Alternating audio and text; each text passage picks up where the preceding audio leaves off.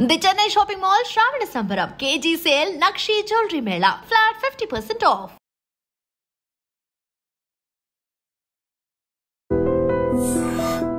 Hi hello నమస్తే, welcome to I Dream Media. నేను మీ శ్రావ్య. ఇప్పుడు మనకి చాలా యాడ్స్ వస్తున్నాయి. ఒక 10 yearsలో మనము ₹1,00,00,000 సంపాదించవచ్చు అంటున్నారు. సో అది నిజమా? ఎంతవరకు నిజం? ఎలా సంపాదించాలి? వీటిలన్నింటి గురించి మనతో మాట్లాడడానికి ఇవాళ ఉన్నారు ఫైనాన్షియల్ ప్లానర్ మధు గారు. నమస్తే సార్. నమస్తే అండి. ఎలా ఉన్నారు? ఫైన్. సో ఇప్పుడు జనరల్గా వస్తుంది, ఆ వీడియో కావచ్చు, ఈ వీడియో కావచ్చు, థంబ్నెయిల్స్ వచ్చేస్తున్నాయి. ఏమంటే 10 సంవత్సరాలు ఇన్వెస్ట్ చేస్తే మ్యూచువల్ ఫండ్స్లో మీరు ₹1,00,00,000 సంపాదించవచ్చు అని. ఇది ఎంతవరకు నిజం అంటారు? సో జనరల్గా ఇది నిజమా అబద్ధమా అని అంటే ఇది నిజమని చెప్పాలి. ఎందుకంటే ఆల్రెడీ మీకు డేటా చూస్తే అర్థమైపోతుంది. అంతా కూడా ఏదైనా సరే పాస్ట్ హిస్టరీ అనేది మన దగ్గర అవైలబుల్ ఉంది. అయితే దీన్ని మ్యాథమెటికల్గా కూడా కొన్ని రకాల ఆప్షన్స్ అనేవి ఉన్నాయి. ఈ మ్యాథమెటికల్గా ఇలా మరి మ్యూచువల్ ఫండ్స్లో రిటర్న్ నేను ఎక్స్పెక్ట్ చేస్తున్నా. ఫర్ ఎగ్జాంపుల్ ఒక 15%, జనరల్గా అందరు చెప్తారు 15 to 18% మ్యూచువల్ ఫండ్ రిటర్న్ ఇస్తుందని చెప్పేసి. అండ్ ఇప్పుడు ఎమర్జింగ్ కంట్రీ కాబట్టి డెఫినెట్లీ 15 to 18 అనేది మీరు ఎక్స్పెక్ట్ చేయొచ్చు. అయితే దీన్ని మ్యాథమెటికల్గా ఒక ₹1,00,00,000 10 సంవత్సరాల తర్వాత నేను చేయాలి అనుకుంటే ఎలా అంటే, ఇప్పుడు దీన్ని కూడా ఒక కోటి గురించి ఎందుకు మాట్లాడుతున్నామని అంటే, చాలామంది 3,000 5,000 10,000 చేసేసి దాన్ని మళ్ళీ ఒక 6 నెలల నుంచి తగ్గితే విత్డ్రా చేయడం, పెరిగితే మళ్ళీ ప్రాఫిట్ బుక్ చేసుకోవడం, ఆ గేమ్స్ ఆడుతూ ఉన్నారు. కానీ ఒక వెల్త్ క్రియేట్ చేయట్లేదు ఎవరు కూడా. చాలా నేర్చుకుంటున్నారు అంటే ప్రాక్టీస్ ఎక్కువ, నెట్ ప్రాక్టీస్ ఎక్కువ అయిపోతుంది. బట్ గ్రౌండ్ లో దిగేసరికి సిచ్యువేషన్ అది వేరు కదా. మనం బయట నుంచి చూస్తే వీడంతా ఈ బాల్ 6 కొట్టలేక అవుట్ అయ్యింది అని చెప్పేసి మనం క్రికెట్ లో దూషిస్తూ ఉంటాం కదా. సో అంటే ఎలాంటి సిచ్యువేషన్స్ వస్తాయి, వాటిని మనం ఎలా ఫేస్ చేయాలంటే, జనరల్ గా ఫస్ట్ ఆఫ్ ఆల్ నేను కొన్ని క్యాలిక్యులేషన్ చెప్తాను, దాని తర్వాత సిచ్యువేషన్ మీకు చెప్తాను. క్యాలిక్యులేషన్ ఏంటి, మీ దగ్గర ఒక 7 lakhs లంసం ఉంటే, ₹7,00,000 కానీ లంసం ఉంటే, ఒకేసారి మీరు ఇన్వెస్ట్మెంట్ లంసం రూపంలో ఇన్వెస్ట్మెంట్ చేయండి. తర్వాత ₹20,000 ఎస్ఐపి, ₹20,000 ఎస్ఐపి చేసి ప్రతి సంవత్సరం దాన్ని 10% టాప్అప్ చేసుకుంటూ వెళ్ళండి. 15% రిటర్న్ కానీ ఇచ్చింది అంటే మార్కెట్, మీ దగ్గర ₹1,00,00,000 ఉంటాయి 10th year అయిపోయేసరికి. 15% రిటర్న్ ఇచ్చేస్తే అది. ఒకవేళ నా దగ్గర ₹7,00,000 లంసం లేదు అనుకుంటే ఇంకొక ఆప్షన్ ఉంది. మీరు లంసం ఒక 2,00,000తో స్టార్ట్ చేయండి. ఒక ₹2,00,000 లంసం చేసేసి అదే ₹20,000 ఎస్ఐపిని మళ్ళీ కంటిన్యూ చేయండి. ఈ లంసం ఏదైతే ఉందో దాన్ని ఎవ్రీ ఇయర్ 1 lakh యాడ్ చేయండి. ఎవ్రీ ఇయర్ 1 lakh యాడ్ చేస్తూ మీ ఎస్ఐపిని కూడా అప్గ్రేడ్ చేయాలి. ఎందుకంటే మీకు సాలరీలు పెరుగుతూ ఉంటాయి కదా ఎవ్రీ ఇయర్. ఆ తర్వాత మీకు బిజినెస్ ఇన్కమ్ పెరుగుతూ ఉంటుంది కదా. పెరుగుతూనే, పెరగకపోతే నో ప్రాబ్లం. అంటే ఇన్కమ్ తో పాటు ఎక్స్పెండిచర్ కూడా పెరుగుతుంది. ఎక్స్పెండిచర్ పెరిగినప్పుడల్లా మనం పెంచుకుంటేనే పెరుగుతుంది, ఎక్స్పెండిచర్ లేకుంటే పెరగదు. అంటే ఇంటరెన్స్ పెరుగుతాయి కదా సార్, 5 ఏళ్ళకి ఇట్లాగా అంత పెరుగుతుంది. బట్ మనం ఇప్పుడు మ్యాథమెటికల్ క్యాలిక్యులేషన్ ప్రకారం చెప్పాలంటే అందరూ వాళ్ళకున్న కెపాసిటీ ఏం ఇన్వెస్ట్మెంట్ చేయరు. వాళ్ళ కెపాసిటీకి 50% చేస్తారు. ఇప్పుడు మనం 20,000 ఎస్ఐపి అని అంటే 50,000 ఉన్న వాళ్ళు చేయరు. ఇది 1,00,000 చిల్లర శాలరీ ఉన్న వాళ్ళు 20,000 ఎస్ఐపి ఈజీగా చేయగలుగుతారు. రైట్. ఈ ₹1,00,000 లంసంతో పాటుగా ఎవ్రీ ఇయర్ ఆ 10% టాప్అప్ చేయండి ఎస్ఐపిని. చేస్తే మీ 10th year కంప్లీట్ అయినాటికి మీ దగ్గర ₹1,00,00,000 ఉంటాయి. ఇది మ్యాథమెటికల్ అంతే, 15% రిటర్న్. అయితే చాలా మందికి మీరు అడిగిన క్వశ్చన్, మరి ఎలాంటి పరిస్థితులకు సిద్ధం కావాలి? 15% రిటర్న్ అనగానే మొదట 2,00,000 పెట్టినాను, తర్వాత 20,000 ఎస్ఐపి అంటే దాదాపు 2.4 lakhs అయింది. ఇప్పుడు 4.4 lakhs పైన 15% క్యాలిక్యులేషన్ చేసేసి సార్ నాకు రాలేదు అని చెప్పేసి నువ్వు మళ్ళీ ఎగ్జిట్ కావద్దు అక్కడ. ఇదేంటి ఎఫ్డి కాదు, ఇదేంటి పోస్ట్ ఆఫీస్ కాదు, ఇది స్టాక్ మార్కెట్. స్టాక్ మార్కెట్లో లైన్ ఎప్పుడు సరే ups and down zigzag lines లోనే గ్రో అవుతుంది, రైట్.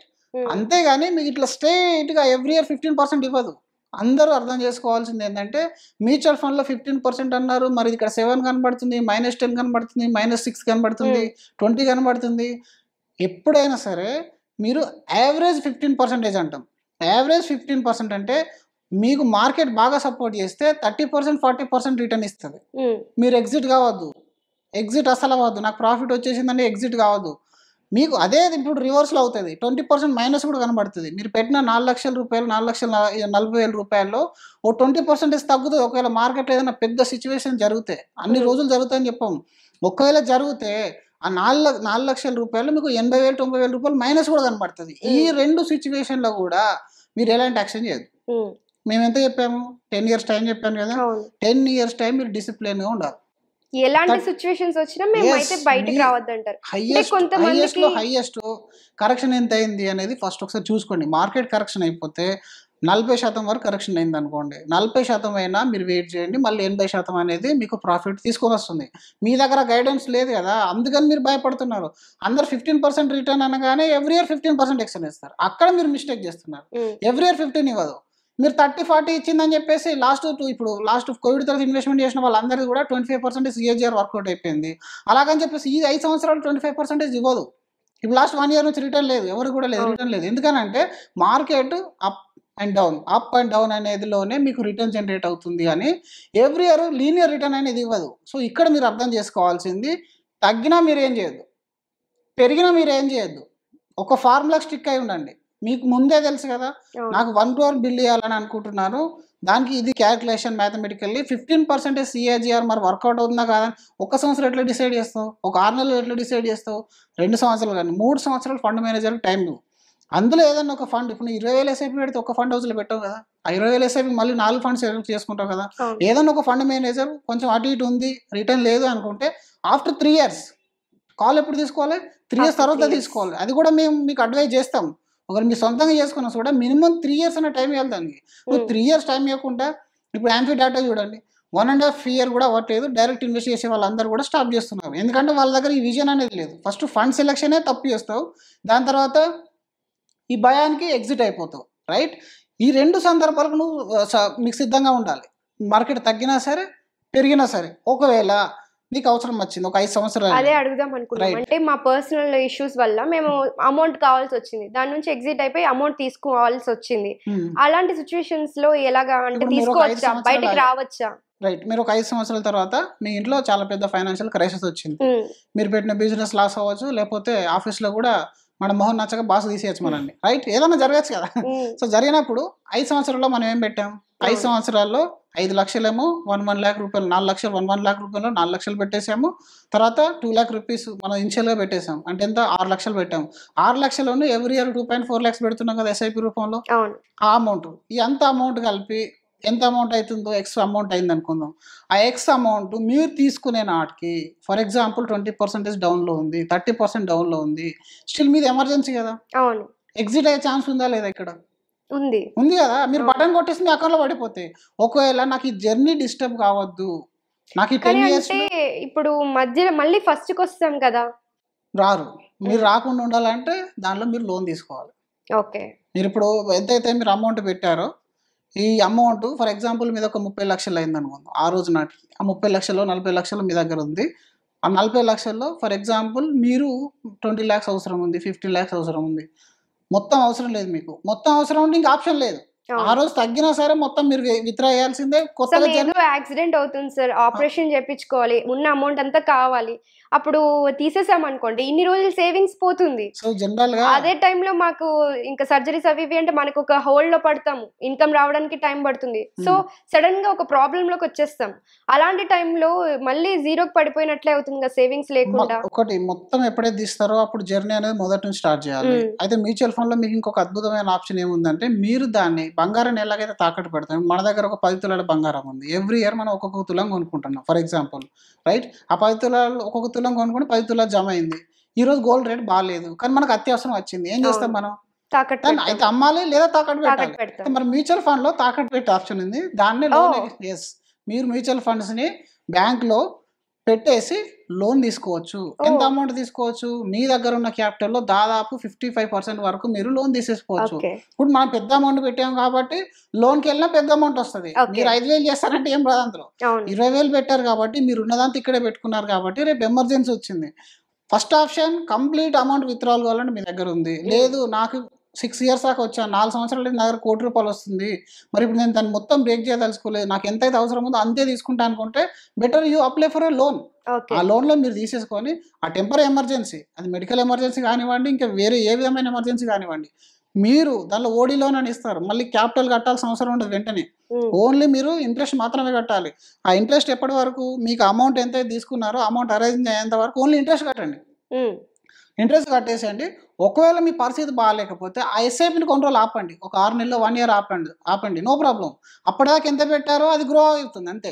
తర్వాత 1 year తర్వాత ఒక 6 months తర్వాత మళ్ళీ దాన్ని స్టార్ట్ చేయండి ఎస్ఐపిని. ఎందుకంటే ఇందులో ఎట్లాంటి అవైలబుల్ ఆప్షన్స్ ఉన్నాయంటే, మీరు ఏ క్షణాన్ని ఎస్ఐపి అవ్వచ్చు, మీరు ఏ క్షణాన్నైనా ఎస్ఐపి నుంచి విత్డ్రా చేయొచ్చు, కొన్ని రోజులు పాస్ చేయొచ్చు. ఒక 3 నెలలు మీ దగ్గర బాగా టైట్ ఉంది అంటే ఎస్ఐపిలో పాస్ అనే ఆప్షన్ ఉంటుంది. మీరు ముందే అకౌంట్లో పాస్ అని కొట్టేసి ఒక 3 నెలలు మీ అమౌంట్ డెబిట్ కాదు.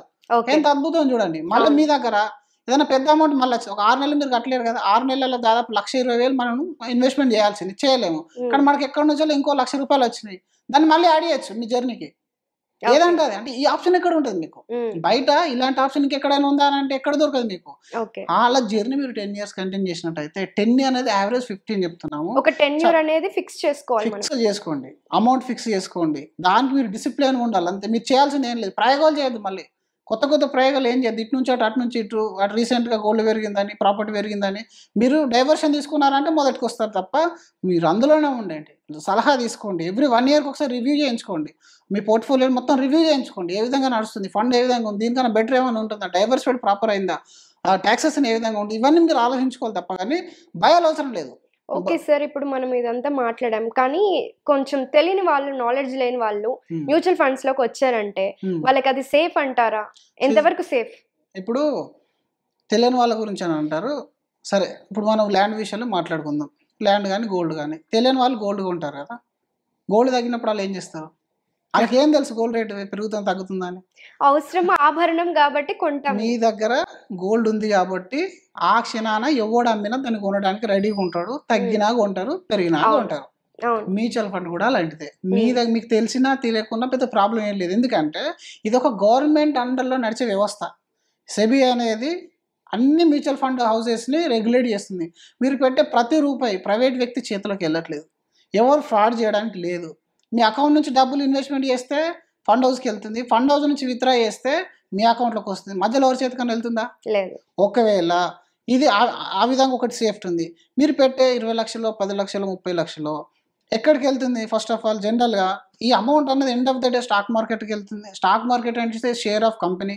కంపెనీస్ ఏం పని చేస్తున్నాయి ఈరోజు? మనం డైలీ వాడే వస్తువులు ఎక్కడివి? మీరు మార్నింగ్ నుంచి ఈవినింగ్ దాకా మనం వాడుతున్నాం కదా, 2 వీలర్లు, బైక్లు, ఎలక్ట్రానిక్స్లు, అలాగే మనకు ఇంట్లో వాడే స్టాపుల్ ఐటమ్స్, అంతేకాకుండా మీరు వుడెన్ ఐటమ్స్, ఏదైనా సరే ఎనీథింగ్ మీరు తీసుకోండి, అదొక కంపెనీ ప్రోడక్ట్. మరి టెక్స్టైల్స్ దగ్గర నుంచి, రెడీమేడ్ దగ్గర నుంచి, ఫార్మా దగ్గర నుంచి, ఐటీ దగ్గర నుంచి ప్రతిదీ మనుషులు మనం కన్జప్షన్ చేస్తున్నాం, ప్రాఫిట్ కంపెనీకి వెళ్తుంది. రేపు ఇది కొలాప్స్ అయితే, ఎంటైర్ సిస్టమ్ కొలాప్స్ అయితే మీ మ్యూచువల్ ఫండ్ లో ఇఫెక్ట్ అవుతుంది. మరి ఎంటైర్ సిస్టమ్ కొలాప్స్ అయినాడు బ్యాంక్స్ ఉంటాయా? మనం ఉంటామా? తిండి దొరుకుతుందా? ఇంత పెద్ద కోవిడ్ వచ్చినప్పుడే కొలాప్స్ గా ఉంది. ఒకవేళ కొలాప్స్ అయినా మళ్ళీ ఇప్పుడు ఎప్పుడు వచ్చింది? 30-40% పడ్డది కదా, మళ్ళీ 6 నెలల తర్వాత ఎట్లా పికప్ అయింది? అని కార్గిల్ గల్ఫ్ వార్ టైంలో కూడా ఇప్పుడు 200 సంవత్సరాలు యుఎస్ హిస్టరీ ఉంది, మనది 45 years అయింది స్టాక్ మార్కెట్. ఇందులో ఉన్న అన్ని రకాల సిచ్యువేషన్స్ మీరు అబ్జర్వ్ చేయండి. ఎప్పుడెప్పుడు మార్కెట్ ఎప్పుడు డౌన్ అయింది, మళ్ళీ ఎట్లా పెరిగింది. దీనికి నాలెడ్జ్ ఎందుకు? నాలెడ్జ్ అవసరం లేదు, ఏం తెలియని వాళ్ళు కూడా పెట్టచ్చు. బట్ పెట్టేటప్పుడు తెలిసిన వాళ్ళ దగ్గర పెట్టండి. మీకు తెలియకుండా కానీ అడ్వైజర్ కన్నా తెలియాలి. ఆయనకు తెలియకుండా ఫండ్ మేనేజర్ కన్నా అట్లీస్ట్ తెలుసు. ఫండ్ మేనేజర్ కాదు, మధ్యలో అడ్వైజర్స్, మ్యూచువల్ ఫండ్ డిస్ట్రిబ్యూటర్స్ ఉంటారు, బ్యాంక్స్ ఉంటాయి, వాళ్ళకి తెలుసా లేదా తెలియదు చెప్పండి. ఎందుకంటే వాళ్ళు మ్యూచువల్ ఫండ్ అని చెప్పేసి ఇంకో ప్రోడక్ట్ మీకు అంటగట్టకుండా ఆ మాత్రం అయితే నాలెడ్జ్ తెలుసుకోండి. వచ్చిన తర్వాత మనకు పోర్ట్ఫోలియో జనరేట్ అయిందా, యూనిట్స్ అలొకేట్ అయినాయా, నా అమౌంట్ ఎంత డెబిట్ అయింది, ప్రజెంట్ ఎంత కనబడుతుంది, యాప్ లో తీసుకోండి. కొంతమంది నార్మల్ గా ఇప్పుడు మ్యూచువల్ ఫండ్స్ కి, నార్మల్ ఈక్విటీకి డిఫరెన్స్ ఏంటంటే మనకు ఒక ఫండ్ మేనేజర్ ఉంటారు. ఫండ్ మేనేజర్ కాకుండా మళ్ళీ మనం ఒక అడ్వైజర్ దగ్గరికి వెళ్ళాలి అంటారా? జనరల్ గా ఫండ్ మేనేజర్ అనే వాడు మీతో ఇంటరాక్ట్ కాడండి ఎప్పుడు కానీ. ఫండ్ మేనేజర్ అంటే ఒక ఫండ్ మేనేజ్ చేస్తారు, కొన్ని వేల కోట్ల ఫండ్స్. ఇప్పుడు మీరు ఎస్బీఐ ఫండ్ ఫర్ ఎగ్జాంపుల్ తీసుకుందాం. ఎస్బీఐ స్మాల్ క్యాప్ లో ఒక అమౌంట్ ఇన్వెస్ట్మెంట్ చేస్తే దానికి ఫండ్ మేనేజర్ ఉంటుంది, ఆ స్మాల్ క్యాప్ ఫండ్ మేనేజ్ చేయడానికి. అందులో కొన్ని వేల కోట్ల ఇన్వెస్ట్మెంట్ వస్తుంది, రకరకాల అక్రాస్ ఆల్ ఇండియా నుంచి. దాన్ని వీళ్ళు ఎక్కడైతే స్మాల్ క్యాప్ కంపెనీస్ ఉంటాయో వాళ్ళని టెక్నికల్ అండ్ ఫండమెంటల్ అనలైజ్ చేసేసి దానిలో ఇన్వెస్ట్మెంట్ చేసి ఆ రిటర్న్ అనేది తీసుకుంటారు వాళ్ళు, రైట్? ఆ రిటర్న్ జనరేట్ చేస్తారు. కానీ మీరు ఇప్పుడు ఎస్బీఐ స్మాల్లోనే పెట్టాలా, టాటా స్మాల్లో పెట్టాలా, లేదా నేను హైబ్రిడ్లో పెట్టాలా, బ్యాలెన్స్లో పెట్టాలా, నాకు రిటైర్మెంట్ ఉంది, లేకపోతే నా పిల్లలు ఎడ్యుకేషన్ ఉంది అనుకున్నప్పుడు మీ దగ్గర ఒక 5,000 ఫండ్స్ ఉన్నాయి. మన దగ్గర 5,000 ఫండ్స్లో మరి ఎందులో పెట్టాలి? అది తెలియదు చాలా మందికి. అది తెలియడానికి మధ్యలో ఒక అడ్వైజర్ ఉంటారు, అది బ్యాంకులో అమ్ముతారు, మ్యూచువల్ ఫండ్ డిస్ట్రిబ్యూటర్ కూడా అమ్ముతారు. వీళ్ళు ఇంపార్టెంట్. ఫండ్ మేనేజర్ మీకు ఇంటరాక్ట్ కాడు, మీరు ఇన్వెస్ట్మెంట్ చేసేస్తే ఆయన దగ్గరికి వెళ్ళిపోతుంది, ఆయన చూసుకుంటాడు. Fund manager is different and adviser is different. Adviser దగ్గర పని ఏంటంటే ఫస్ట్ వాళ్ళు మిమ్మల్ని అర్థం చేసుకుంటారు, మీకు అవసరం ఎప్పుడు, మా ఇన్కమ్ ఏంటి, మా ఎక్స్‌పెండిచర్ ఏంటి, మీకు ఫ్యూచర్ లో డబ్బు మళ్ళీ ఎప్పుడు అవసరం పడుతుంది. అది మెయిన్గా అందరు చూసేది. ఇప్పుడు అందరు మీరు మీకు ఒక ₹1,00,000 సాలరీ వస్తే ఎస్ఐపి చేయమంటే ఏమంటారు, 2,000 3,000 స్టార్ట్ చేస్తారు. కానీ 2,000తో 3,000తో మన లైఫ్ చేంజ్ కాదు. 10 ఏళ్ళు చేస్తే ఎంత అవుతుంది, 20 ఏళ్ళు చేసినా కాదు అది. ఎందుకంటే అప్పుడు ఇన్ఫ్లేషన్ లో కొట్టుకొని పోతారు. కాబట్టి ఒక రైట్ ఎస్ఐపి చేయాలని గైడ్ చేసే వాళ్ళు, అమౌంట్ కూడా మనం కరెక్ట్ గా ఇన్వెస్ట్మెంట్ చేయాలంటే దాన్ని గైడ్ చేసే వాళ్ళు డిస్ట్రిబ్యూటర్స్ ఉంటారు. సో అది అంటే సొంతంగా నేను చేయగలుగుతానంటే మీరు చేసుకోండి. సొంతంగా చేయలేను అనుకుంటే అంటే బెటర్ రిజల్ట్ కానీ మీరు పర్ఫార్మెన్స్ వైజ్ కానీ లేని వాళ్ళకి ఒక అడ్వైజర్ ఉంటే బెస్ట్. 100% ఉండాలి. నాలెడ్జ్ ఉన్న వాళ్ళకి కూడా ఉండాలి. ఎందుకంటే బయాస్నెస్ ఉంటుంది. మనకు మైండ్ మన మాట వినదు. అది మన మాట వినకుండా మీరు డిస్ట్రాక్ట్ అయిపోతారు. ఈ జర్నీ అనేది అంత ఈజీగా ఉండదు అనమాట. నేను చెప్పాను కదా, -30 +30 రెండు సందర్భాల్లో కూడా మీకు వివేకం మనం కోల్పోతాం. ఇప్పుడు గోల్డ్ చూడండి, 1 year బ్యాక్ నుంచి 100% రిటర్న్ వచ్చిందంటే మీ దగ్గర ఇప్పుడు రైట్ ఉంది, మీరు క్లిక్ కొట్టేస్తే అమౌంట్ అకౌంట్లో పడుతుంది. దాన్ని తీసుకెళ్ళి మళ్ళీ అందులో కొంటారు. అది మరి ఎవరు మీకు చెప్పాలి? డైవర్సిఫై ఎవరు చేయాలి? ఇదంతా ఒక అడ్వైజర్ పని అనమాట. కొంతమందికి 5-10 ఏళ్ళు నేను ఇందులో ఉన్నాను నాకు తెలిసింది అనుకుంటే మీరు రిస్క్ తీసుకుంటా, టైం మార్నింగ్ నుంచి ఈవినింగ్ దాకా నేను న్యూస్ చదువుతా, ఇన్ఫ్లేషన్ చూస్తా అంటే మీరు డైరెక్ట్ ఇన్వెస్ట్మెంట్ చేసుకోండి. అక్కడ మీకు టైం పోతుంది. ఇక్కడ మీరు పీస్ఫుల్ ఉంటారు. డైరెక్షన్ ఉంటుంది. మీ తరపున ఇంకొకరు మేనేజ్ చేస్తారు మీ ఫండ్స్ ని. వాళ్ళు అమ్మరు కొనరు, జస్ట్ ప్రాపర్ గా ఉందా పోర్ట్ఫోలియో లేదా అనేది మాత్రం చూస్తారు. సో అలాగే మీ గోల్ కి 1-2 సంవత్సరాల ముందుగానే ఈక్విటీ నుంచి డెట్లోకి మూవ్ చేసి లేదా ఎఫ్డీలోకి మూవ్ చేసేసి మీకు గైడెన్స్ ఇస్తారు. అక్కడ మీకు తెలియనప్పుడు రాంగ్ టైంలో ఎగ్జిట్ అయిపోయి మీరు మినిమం రిటర్న్ కూడా తీసుకోవట్లేదు. ఎందుకంటే ఇప్పుడు నిఫ్టీ రిటర్న్ కూడా యావరేజ్ రిటర్న్ 12% ఉంది. ఇన్వెస్టర్ డైరెక్ట్ ఎవరైతే ఇన్వెస్ట్మెంట్ చేస్తున్నారో వాళ్ళ రిటర్న్ 9.5 ఉంది. అంటే ఆ 3% గ్యాప్ అనేది ఫుల్ఫిల్ చేసేది ఎవరు అంటే అడ్వైజర్స్. సో అట్లా అంటే మీకు తెలిస్తే ఓకే, తెలియకుంటే తెలుసు నాకు ఈ టెన్షన్ వద్దు అనుకుంటే అడ్వైజర్ దగ్గరికి వెళ్ళాలి. అడ్వైజర్ దగ్గరికి వెళ్తే కూర్చోండి, ఒక ప్రాపర్ ప్లాన్ చేసుకొని నెక్స్ట్ 10 years 15 years అది అర్థం చేసుకొని ఇన్వెస్ట్మెంట్ అనేది స్టార్ట్ చేయాలి. దీనికి నాలెడ్జ్ అవసరం లేదు. మీరు ఊర్లో ఉన్నా బయట ఉన్నా ఎక్కడున్నా మీరు పెట్టే అమౌంట్ ఏదైతే ఉంటుందో దట్ ఈస్ 100% ట్రాన్స్పరెంట్. ఇక్కడ సెక్యూరిటీ ఇవ్వము, మార్కెట్ అప్ అండ్ డౌన్ వస్తుంది, అదైతే ష్యూర్. కానీ ట్రాన్స్పరెన్సీ ఇస్తుంది. మీరు బ్యాంకులో ఒక 10 లక్షలు ఎఫ్డీ పెడితే దానిలో ట్రాన్స్పరెన్సీ ఉండదు, అది ఎక్కడ పోయింది అనేది. కానీ ఇక్కడ మీరు 5 లక్షలు పెడితే ఎన్ని కంపెనీలో ఇన్వెస్ట్మెంట్ అయిందో చూడొచ్చు, ఎన్ని స్టాక్స్లో ఉందో చూడొచ్చు, ఆ స్టాక్లో ఎంత పర్సెంటేజ్ ఉందనేది చూడొచ్చు. అంటే మీరు సెక్టార్ వైజ్ బైఫర్కేషన్ చూసుకోవచ్చు, కంపెనీ వైజ్ బైఫర్కేషన్ చూసుకోవచ్చు. ఇంకేం కావాలి మనకు చెప్పండి. ఇప్పుడు మీరు పెట్టేది కూడా ఆ టీసీఎస్లోనో, ఐసిఐసిఐ బ్యాంక్లోనో, హెచ్డిఎఫ్సిలోనో, లేకపోతే మీకు బయట మనకు ఐటీసీ కంపెనీలోనో పెడతాడు కదా. ఆ కంపెనీస్ అన్ని మనం చూసేటివే. మనకు తెలియదు ఏంటంటే అక్కడ ఒక ప్రోడక్ట్ని నమ్ముతాం, ఇక్కడ ఒక కారు కొని కొన్ని రోజులు మళ్ళీ అమ్మడానికి ఇష్టపడతాము. అంటే అక్కడ మనం ఒక వాల్యూ చూస్తున్నాం. మీరు టైటాన్ కంపెనీలో ఇన్వెస్ట్మెంట్ చేస్తున్నారు. టైటాన్ అంటే ఏంటి? వాచెస్ కంపెనీ కదా. మనకు డైరెక్ట్ చూస్తేనేమో ఓకే కంపెనీ ఉందని అనిపిస్తుంది. మీరు స్టాక్ మార్కెట్ ద్వారా చూసినప్పుడు కొంచెం భయపడతారు దాన్ని.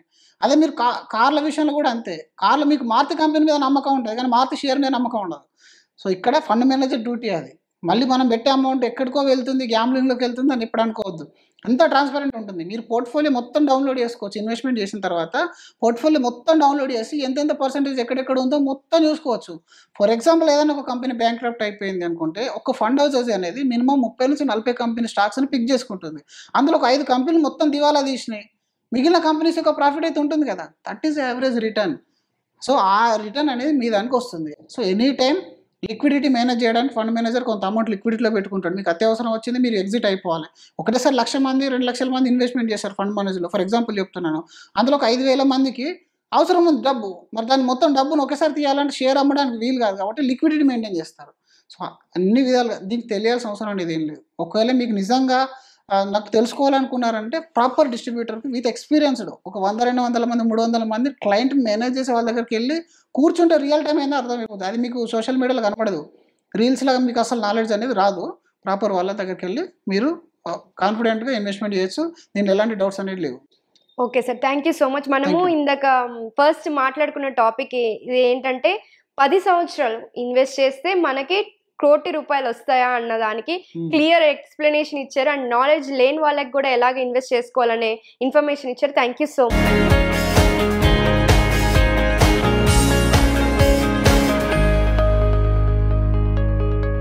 మచ్. థ్యాంక్ యూ అండి.